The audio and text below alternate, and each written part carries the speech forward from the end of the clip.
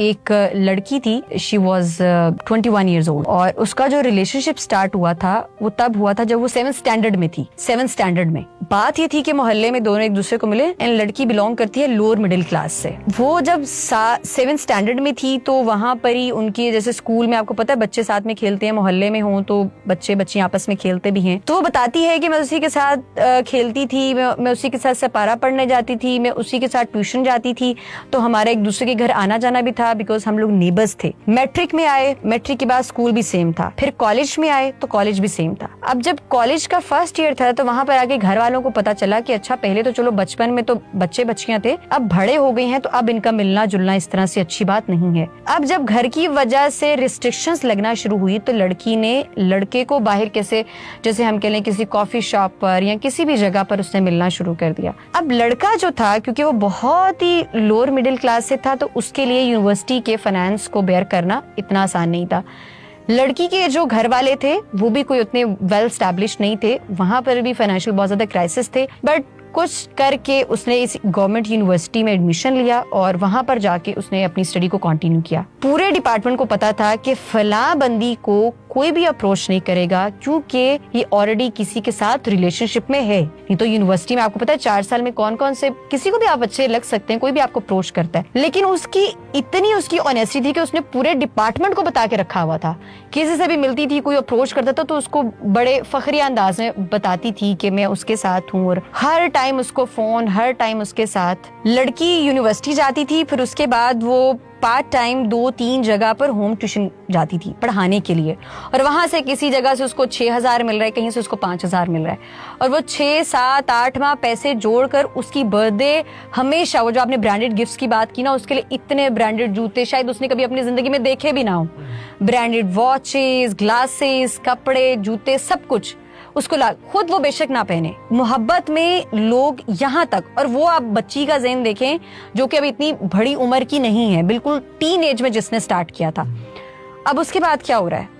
वो लड़का उसको ये कहता है कि तुमने तो पढ़ाई लिखाई कर ली है तो तुम्हारे पेरेंट्स तो मेरे लिए तो बिल्कुल भी अपना कंसेंट नहीं देंगे, तो अब ऐसा करते हैं कि तुम मुझे ना कुछ पैसे दिया करो ताकि मैं किसी जगह ना कैलीग्राफी सीखूं, और मैं कुछ, या फिर मैं वहां पर जो है वो कैलीग्राफी के साथ जो है ग्राफिक डिजाइनिंग का कोर्स भी कराया जाता है, तो उसके थ्रू मैं अपनी अर्निंग भी स्टार्ट कर लूंगा, मैं घर में कुछ दूंगा तो मेरे पेरेंट्स भी मान जाएंगे, अभी तो मेरे पेरेंट्स भी नहीं मानेंगे। लड़की ने वहीं पर जो है वो अपनी स्टडी के साथ साथ उसको भी कॉन्ट्रीब्यूट करती रही ड्यूरिंग उसका जब बैचलर हो रहा था। लड़की का बैचलर खत्म होता है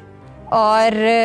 लड़की लाहौर में थी, और फिर उसके अम्मा बाप शिफ्ट हो जाते हैं अपने गांव में जहां से वो आए थे, और लड़का ये कहता है कि तुम तो पढ़ लिख के तुम तो वापस चली गई हो, तो अब मेरा यहाँ पर क्या है। ऑलरेडी वो उसके ऊपर पूरे 4 साल में इतना इन्वेस्ट कर चुकी है, उसके डिप्लोमास के लिए, उसके खाने पीने मिलना जुलना। और यहाँ पर मैं आपको ये बात बता दूं कि जब उसकी FSC जो थी वो खत्म हुई थी,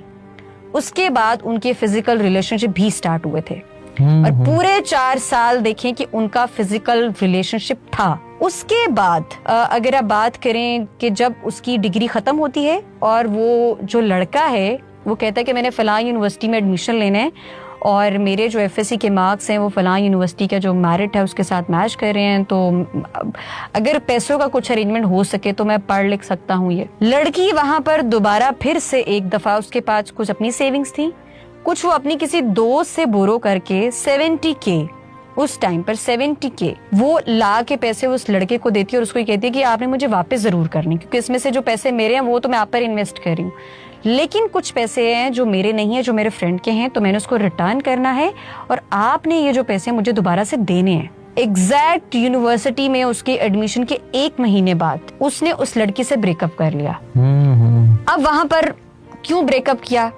क्योंकि उससे पहले वो यूनिवर्सिटी गया ही नहीं था, क्योंकि उससे पहले उसने यूनिवर्सिटी की रंगीनियां, वहां पर तो एक नहीं, वहां तो मल्टीपल आपको ऑप्शंस मिल रही होती हैं, आप जिस मर्जी ऑप्शन को कंसीडर कर रहे होते हैं। फॉर्चुनेटली या अनफॉर्चुनेटली कहें कि वो दिखने में भी एक डिसेंट बंदा था, जिसको आप कह लें कि प्यारा था, दिखने में भी ठीक था। अब वो अपनी यूनिवर्सिटी में कौन सी ड्रेसिंग करके जा रहा है, जो पिछले इतने सालों में उसने उसको ब्रांडेड कपड़े, जूते, वहां की लड़कियां ये समझ रही थी कि ये बहुत रईस ज्यादा है या बहुत कुछ अच्छी फैमिली से है, और उसकी जो अब उसने उसको पहले सबसे पहले सारे सोशल मीडिया से ब्लॉक करना शुरू किया, फिर उसको व्हाट्सएप से ब्लॉक करना शुरू किया। आप सोच नहीं सकते कि उस लड़की की हालत क्या थी। और जब वो मेरे पास आई थी, इतना वो केस मुझे लगा कि जहां पर एक लड़की 7th स्टैंडर्ड से शुरू होती है, और मैंने पूछा कि आपको 7th स्टैंडर्ड में क्या फीलिंग्स, उसने कहा मुझे 7th स्टैंडर्ड में तो इतना नहीं पता था, लेकिन मुझे 9th-10th में आकर मुझे ये पता चला था दैट आई लव हिम।